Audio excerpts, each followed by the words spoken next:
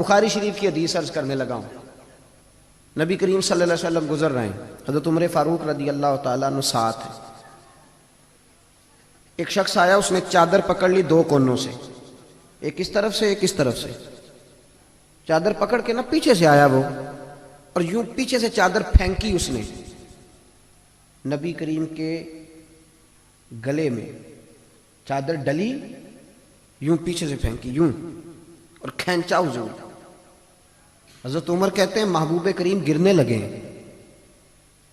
فرماتے ہیں سہارے تو حضور ہی دیتے ہیں لیکن ہاتھ میں نے آگے بڑھایا. نبی پاک صلی اللہ علیہ وسلم قریب ہے کہ گر جاتے. فرماتے ہیں اس نے اتنی زور سے کھینچا.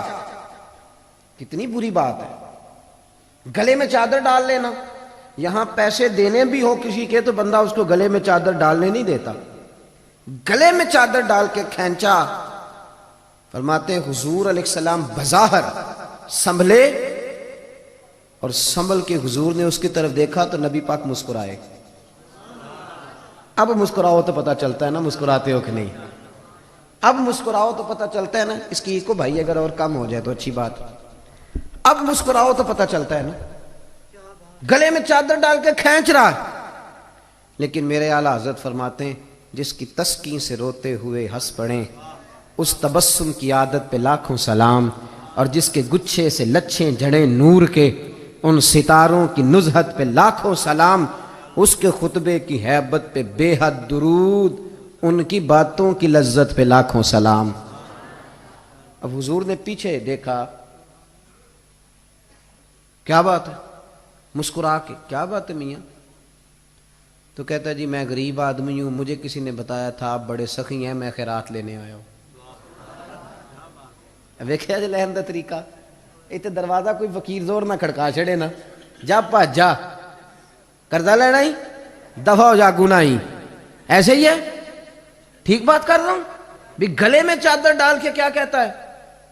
کہتا ہے حضور غریب آدمی ہوں، کسی نے بتایا تھا کہ آپ سخی ہیں، تو سونیا میں خیرات لینے آیا ہوں. قربان جاؤں محبوب تیرے رنگ پہ، محبوبہ تیرے انداز پہ قربان جاؤں. دو پہاڑیوں کے درمیان بکریاں کھڑی تھی، بھرا ہوا ریوڑ.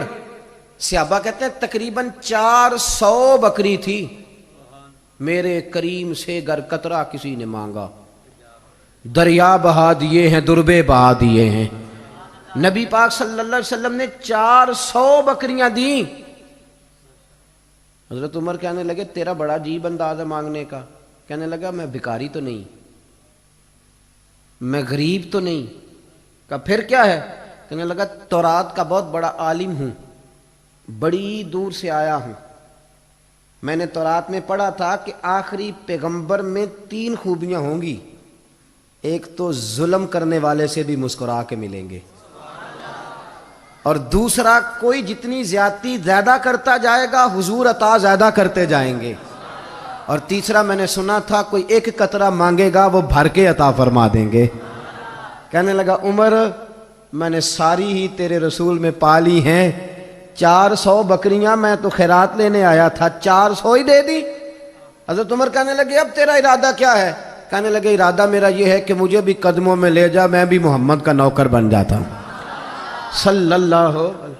تو تم محبت سے تو فتح کر لے گا. تو اگر تھپڑ ہوتا تو جواب میں تھپڑ ہوتا تو کیا ہوتا؟ ہمارا تھپڑ بڑا تیز ہے. آپ یقین کریں جتنے کام خراب ہوئے ہمارے جذبات نے خراب کیے.